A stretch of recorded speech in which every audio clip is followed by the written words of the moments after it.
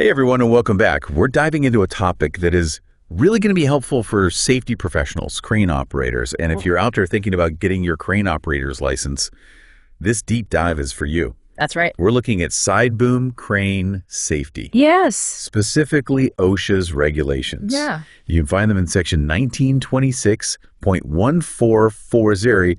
And I gotta say, some of these rules are very, very specific. They are. In a way that I find kind of fascinating. Absolutely. And, when you understand those little nuances, it can really make a difference out there on a job site. Yeah. So whether you're the one operating a Sideboom crane or if you're overseeing a job site where one's being used, this stuff is really, really important for making sure everybody gets to go home safe at the end of the day. Okay, so let's get into this right off the bat. It struck me that a lot of the general crane regulations that we see in OSHA, they don't actually apply to Sideboom cranes. Right. Things like very specific ground condition requirements, certain safety devices, even some of the operator qualifications are handled a little differently. Why is that? Is it that Sideboom cranes just get a pass on safety, or what's the deal? No, not at all. It's more about the design of a Sideboom crane and how that impacts, its safe operation. Yeah. So think about it. A lot of times a Sideboom crane is actually mounted on a tractor. Right. Which changes the stability and maneuvering characteristics of the crane compared to other types of cranes. So like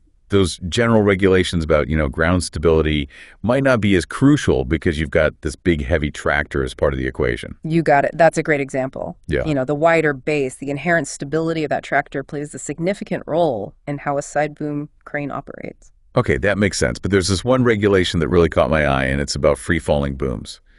So OSHA says that Sideboom cranes with free-falling booms are only allowed if they were manufactured before November 8th, 2010. What happened in 2010? Did free-falling boom suddenly become like public enemy number one or something? Yep. It's a great example of how safety standards evolve over time, right? So back then, some Sideboom cranes were designed to just let the boom kind of drop under its own weight with very minimal control. Oh, wow. Can you imagine the potential for disaster there? So thankfully, advancements in technology and just a growing emphasis on controlled load lowering really led to a shift in industry standards. So those free-falling booms, they're just a relic of the past at this point. Pretty much, yeah. By setting that cutoff date, OSHA basically phased out those older designs, in favor of safer, more controlled systems. So think hydraulic brakes, counterbalance valve, all these mechanisms that are meant to prevent that uncontrolled drop and make lowering a load a lot smoother and safer. So that 2010 deadline, it wasn't arbitrary. It really marked like a pivotal moment in Sideboom crane design. Absolutely. I'm starting to see how these regulations aren't just about rules. They're really like a story of how safety practices have evolved over time in the industry. Yeah, and that brings us to another really important element here, ASME standards. So specifically, OSHA says that Sideboom cranes that are mounted on tractors need to comply with ASME B30.14 2004 standards. Yeah. And this is where we really get into the nitty-gritty of what makes a Sideboom crane safe to operate. So we're going from the broad strokes of OSHA down into the fine print of these ASME standards. Now, for someone who's about to step on a job site where they're going to be working with a Sideboom crane, or maybe they're going to be operating one, what are some of the things that stand out to you in those ASME standards that they should really keep in mind? Well, first and foremost, load ratings are absolutely critical. So these standards lay out how to determine a crane's maximum lifting capacity based on things like the boom length, the angle, the counterweight configuration. Imagine the catastrophic consequences if an operator tried to lift a load that was beyond the crane's capacity. Yeah. It could lead to, a complete tip over, putting lives at risk. Yeah, that's a powerful image. Those load ratings are definitely not something you want to mess around with. What else stands out to you as being particularly crucial? Another key area is boom requirements. So these cover everything from the materials used in construction to the inspection procedures for wear and tear. That boom is essentially the crane's arm. Right. It needs to be strong, reliable, and regularly inspected to make sure it can handle the stresses of heavy lifting. Yeah. Any weakness there could have really dire consequences. This is making me think about like amusement park rides where they swing you around on a giant mechanical arm. Sure. You really want to know that that thing's been inspected. You got it. So we've got the load ratings, we've got the boom requirements. What else is there that just screams pay attention? Well, operator qualifications are front and center in those standards, right? Operating a side boom crane isn't just as simple as pushing levers. It requires a deep understanding of load dynamics, stability principles, emergency procedures, and the ASME standards really underscore the importance of proper training and certification for anyone operating these machines. Yeah. A poorly trained operator is a hazard to themselves and everyone around them. It's a good reminder that safety isn't just about the equipment. It's about the people who are operating it too. Yeah. So we've got the load ratings, the boom requirements, the operator qualifications. That's a lot to absorb. It is, and we've just scratched the surface of what those ASME standards cover. But remember, these aren't just arbitrary rules. They're based on years of experience, engineering principles, lessons learned from past incidents. Right. They represent a collective effort to make side boom crane operations as safe as possible for everyone involved. So for those of you listening who are thinking about getting your crane operator's license and becoming a certified operator, pay attention to those ASME standards. They're not just about passing a test.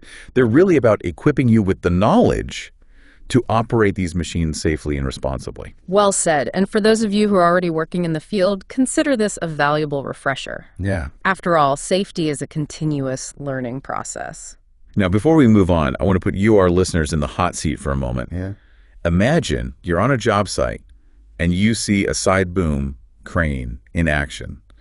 Based on what we've discussed so far, those load ratings, the boom conditions, the operator's actions, what are some things that you would be looking for to make sure that that operation is safe? We'll pick up on this thought in part 2, so start those mental checklists. Absolutely. But for now, we're going to take a quick break. Sounds good. Yeah, that's a great point. You know, getting everybody to really think like a safety inspector on a job site. Yeah. It really drives home how important it is to be able to apply this stuff in real world situations. Mm-hmm. But before we get into those observations, I wanted to touch on a few more things from those ASME standards, you know, especially for our listeners who are working towards their crane operator licenses. Absolutely. Yeah. What else caught your attention in those standards? Well, there's a whole section dedicated to ropes and reeving accessories. Oh, yeah. Now, it might seem like a minor detail, but you got to remember, those ropes and pulleys, they're literally holding tons of weight. Right. So these standards specify things like the minimum diameter for the ropes, proper inspection techniques to look for wear and tear, even the correct way to wind those ropes onto the drum. So it's not just about having strong ropes, it's about knowing how to use them properly, too. You got any weakness or improper setup in those ropes or attachments, you know, it could have catastrophic consequences. Yeah. For instance, think about reeving, right? That refers to how the ropes are threaded through the pulleys. Mhm. It's like a carefully choreographed dance.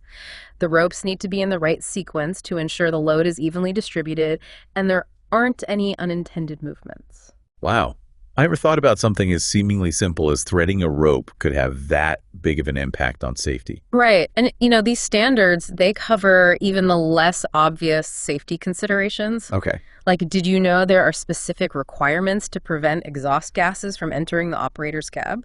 Oh, wow. That makes sense. Yeah. Yeah, you don't want the operator being overcome by fumes while they're trying to, focus on this delicate lift. Exactly. Carbon monoxide poisoning is a real danger, especially in enclosed spaces. These standards leave no stone unturned when it comes to safety. Yeah. And while we're on the subject of kind of overlooked aspects, let's talk about stabilizers for a second. The standards are very clear about when and how stabilizers should be used, Mm-hmm. especially for side boom cranes that are mounted on wheels. No, those stabilizers, those are like the legs that extend out from the crane to give it extra support, right? Exactly. They provide that crucial extra base of support to prevent the crane from tipping over, especially when it's lifting heavy loads or operating on uneven ground. I mean, imagine a side boom crane trying to lift a heavy load without those stabilizers properly deployed. Yeah. It would be like a person trying to stand on one leg on a moving platform. It's a recipe for disaster. Okay, so we've got the strong ropes, the well-ventilated cab, we got those stabilizers. Anything else we should be paying close attention to? Absolutely. The standards also go into detail about clutch and brake protection. You see these systems, they experience tremendous forces during crane operation, Oh, yeah. and any malfunction could lead to a loss of control. Wow. So the standards outline requirements for guarding those systems to prevent accidental engagement or damage. It's a good reminder that safety isn't just about the operator's actions, it's about the condition of the crane itself. Everything needs to be in top working order to minimize risk. Exactly. And keep in mind, you know, all these ASME standards that we've been talking about, they're not just some abstract guidelines. Mhm. They're grounded in years of industry experience, engineering principles, lessons learned from past incidents. They represent a collective effort to make side boom crane operations as safe as possible for everyone involved. This has been a really eye-opening deep dive into the world of side boom crane safety. We've covered so much ground here, from the broad strokes of the OSHA regulations to these really intricate details of the ASME standards. Yeah. And it's clear that these regulations and standards, they're essential for anyone involved with these machines, whether you're operating them, you're inspecting them, or you're just working around them. It's been a pleasure unpacking all of this with you, and hopefully our listeners are gaining a deeper appreciation for just how complex and important side boom crane safety really is. Absolutely. For our listeners who are on the path to becoming a certified crane operator, mastering these details, it's not just about passing a test. It's really about developing the expertise and the mindset to operate these powerful machines safely and responsibly. Well said, and for those of you who are already working in the field, consider this a valuable refresher. Yeah. After all, safety is a continuous journey of learning and improvement. Now let's circle back to that question we posed earlier. Imagine you're on a job site and you see a side boom crane in action. What specific things would you be looking for to ensure everything is running smoothly and safely? Think about those load ratings, the condition of the boom, how the operator is handling the crane. What are the red flags that would make you concerned, and what are the signs that would give you confidence that the operation is in good hands? Keep those mental checklists going. All right, welcome back to the final part of our deep dive into side boom crane safety. We've been talking about all these OSHA regulations and ASME standards, and now it's time to kind of put all of that knowledge into practice. You got it. We've been challenging our listeners to really imagine themselves on a job site, watching a side boom crane in action and thinking critically about what they would be looking for to make sure the operation is safe. Yeah.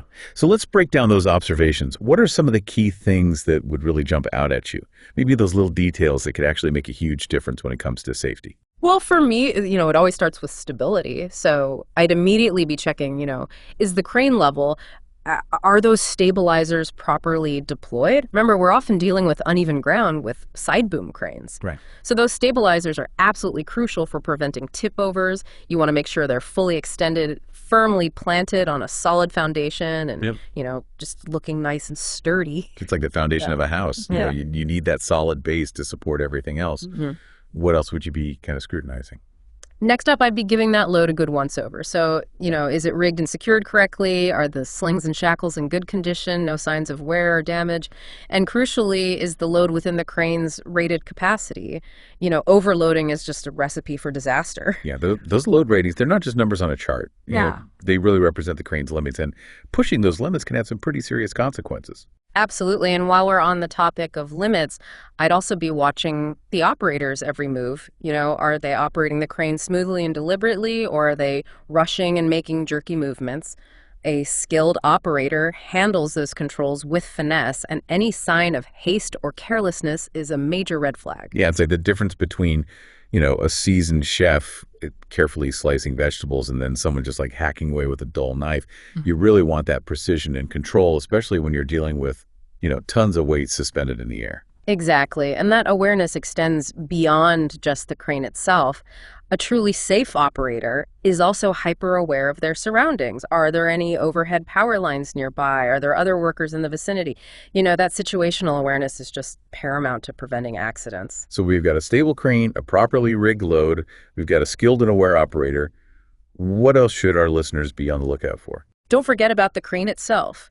Take a good look at the overall condition of the machine. Are there any visible signs of wear and tear? Are the ropes and pulleys in good shape? Or are they frayed and worn? Are those critical safety devices? Things like limit switches and alarms, are they functioning correctly? Yeah, it's like giving the crane a thorough health checkup, making sure all the vital systems are in good working order. Exactly. And if anything seems off even slightly, it's always better to err on the side of caution and report it immediately. I think this deep dive has been incredibly insightful. We've, explored the nuances of the OSHA regulations. We delved into the specifics of those ASME standards. We even kind of put ourselves in the shoes of a safety inspector on a job site. Yeah, it's been a pleasure sharing this journey with you and our listeners, and hopefully everybody is walking away with a deeper appreciation for, the complexities of side boom crane safety. Absolutely. And remember, safety is a shared responsibility, whether you're the one operating the crane, you're inspecting it, or you're just working nearby. Understanding these principles can really help create a safer environment for everyone. Couldn't agree more. Knowledge is power. And when it comes to safety, the more, the better equipped you are to prevent accidents and protect lives. And if you're looking for a trusted resource to kind of expand your knowledge of crane safety, Yeah. look no further than Safety One Source.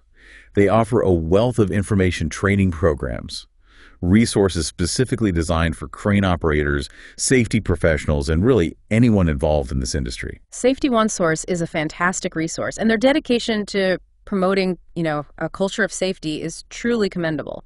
I highly recommend checking out their website for more in-depth information and guidance. Well, that wraps up another deep dive. We hope you found it informative and engaging. Until next time, stay curious, stay informed, and above all, stay safe.